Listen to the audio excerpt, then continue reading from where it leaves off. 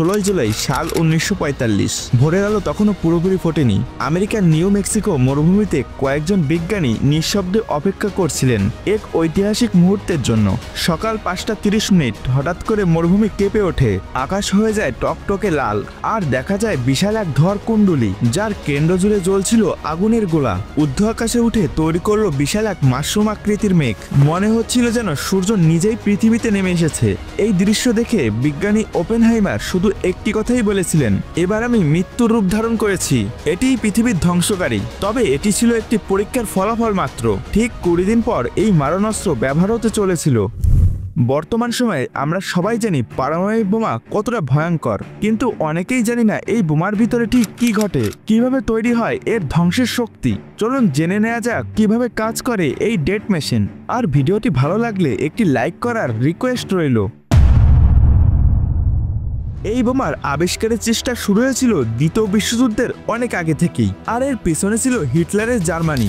জার্মানির বিজ্ঞানীরা আবিষ্কার করেন যে নিউক্লিয়ার ফিউশন প্রক্রিয়ার মাধ্যমে ইউরেনিয়ামের মতো ভারী পরমাণু ভেঙে এক বিশাল শক্তি তৈরি করা সম্ভব। তাই গোপনে হিটলার এই বোমা বানানোর কাজে বিজ্ঞানীদের নিযুক্ত করেন। কিন্তু জার্মানির এই গোপন পরিকল্পনার কথা জানতে পারেন বিজ্ঞানী আলবার্ট আইনস্টাইন ও বিজ্ঞানী লিও সিল্যান্ডার। তারা তৎক্ষণাৎ আমেরিকার প্রেসিডেন্ট ফ্র্যাঙ্কলিন ডি রুজভেল্ট একটি চিঠি লিখে জানান যে হিটলার এক বিধ্বংসী পারমাণবিক বোমা বানানোর চেষ্টা করছে, এবং এই বোমা যদি হিটলারের হাতে চলে আসে তবে জার্মানিকে যুদ্ধে হারানো প্রায় অসম্ভব হয়ে যাবে। এই চিঠি পাওয়ার পর আমেরিকা সিদ্ধান্ত নেয় জার্মানির আগে যে করে হোক তারা পারমাণবিক বোমা তৈরি করবে। তাই বিজ্ঞানী রবার্ট ওপেনহাইমারের নেতৃত্বে শুরু হয় ইতিহাসের সবচেয়ে গোপন ও ব্যয়বহুল প্রজেক্ট, ম্যানহাটন প্রজেক্ট। এই প্রজেক্টে প্রায় 1,30,000 মানুষ কাজ করেছিলেন, এবং এতে ব্যয় হয়েছিল তৎকালীন প্রায় $2 মিলিয়ন, যা এখনকার সময়ে বাংলাদেশি টাকায় প্রায় 51,960 কোটি টাকা।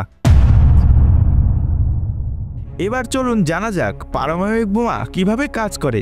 আসলে পারমাণবিক বোমার ধ্বংসলীলার পিছনে লুকিয়ে আছে আধুনিক বিজ্ঞানের এক জটিল প্রক্রিয়া, যার নাম নিউক্লিয়ার ফিশন বা পরমাণু বিভাজন। 1945 সালের 6 আগস্ট জাপানের হিরোশিমায় যে বোমাটি ফেলা হয় সেই লিটল বয় বোমায় ব্যবহৃত হয়েছিল ইউরেনিয়াম 235, এবং এর 3 দিন পর নাগাসাকিতে ফেলা ফ্যাটম্যান বোমায় ছিল প্লুটোনিয়াম 239। ফিশন প্রক্রিয়ার মাধ্যমে একটি ইউরেনিয়ামের পরমাণুতে নিউট্রন দিয়ে আঘাত করলে পরমাণুটি ভেঙে যায়, এবং তার ভেতর থেকে বেরিয়ে আসে প্রচন্ড শক্তি ও আরো কয়েকটি নতুন নিউট্রন।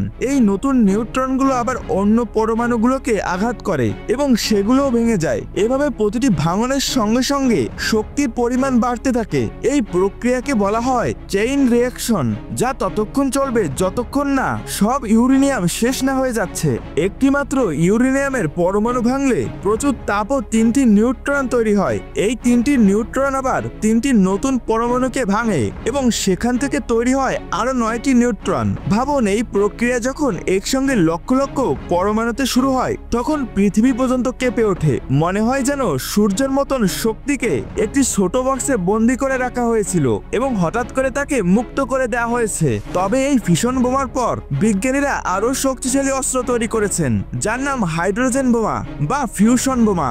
এখানে ফিশন ও ফিউশন দুটি আলাদা শব্দ, যেগুলি দুইটি আলাদা আলাদা প্রক্রিয়াকে নির্দেশ করে এবং টোটালি আলাদাভাবে কাজ করে। তো এই ফিশন বোমা সূর্যের শক্তি উৎপাদন প্রক্রিয়ার মতন কাজ করে, যেখানে হাইড্রোজেন পরমাণু একত্রিত হয়ে হিলিয়াম তৈরি করে, এবং এর ফলে ফিশন বোমার চেয়ে হাজার হাজার গুণ বেশি শক্তি উৎপন্ন হয়। 1952 সালে আমেরিকা প্রথম হাইড্রোজেন বোমার পরীক্ষা করে, যেটি একটি আস্ত দ্বীপকে বাষ্পে পরিণত করেছিল। আজকের বিশ্বে এই বোমাগুলোই মানব জগতের জন্য প্রধান হুমকির কারণ। 1945 সালের 6 ও 9 আগস্ট এই মারণাস্ত্র জাপানের হিরোশিমা ও নাগাসাকিতে নামিয়ে আনে এক ভয়াবহ বিভীষিকা। এই বিস্ফোরণে তৈরি হয় 12,000 ফুট দীর্ঘ আগুনের গোলা, যার তাপমাত্রা ছিল 7,000 ডিগ্রি সেলসিয়াস, যা সূর্যের পৃষ্ঠের তাপমাত্রার থেকেও বেশি। প্রচন্ড তাপের মধ্যে সেখানে যারা ছিল তারা এক মুহূর্তের মধ্যেই বাষ্পে পরিণত হয়, এমনকি তাদের হাড় পর্যন্ত অবশিষ্ট ছিল না। বিস্ফোরণের ফলে শুধু তাপ নয়, ছড়িয়ে পড়ে আগুনের গতিতে আসা শকওয়েভ, যা প্রায় 4 কিলোমিটার এলাকার সবকিছু, মানুষ, ভবন, গাছপালা সবকিছুই এক মুহূর্তের মধ্যে ছাই করে দেয়। বিস্ফোরণের বহু বছর পরেও সেখানে জন্ম নেয় বিকলাঙ্গ শিশু, যারা হিবাকুশা বেবি নামে পরিচিত। এই বিষয়ে আমার চ্যানেলে বিস্তারিত ভিডিও আছে, চাইলে দেখতে পারেন। হিরোশিমার এই ধ্বংসযজ্ঞ দেখে বিজ্ঞানী আইনস্টাইন গোটা দিন ধরে কেঁদেছিলেন এবং বিজ্ঞানী ওপেনহাইমার তার বাকি জীবন এই বোমা থামানোর জন্য প্রচারণা চালিয়েছিলেন। কিন্তু বিজ্ঞানের এই সতর্ক কণ্ঠ চাপা পড়ে যায় নোংরা রাজনীতির অতলে। দ্বিতীয় বিশ্বযুদ্ধ শেষ হওয়ার দিন থেকেই শুরু হয় নতুন এক নীরব যুদ্ধ, যার আড়ালে শুরু হয় নিউক্লিয়ার রেস। আমেরিকার পর সোভিয়েত ইউনিয়ন, ব্রিটেন, ফ্রান্স, চীন, ভারত, পাকিস্তান সহ প্রায় 10টি দেশ এই দানবকে নিজেদের কোলে পুষে রেখেছে।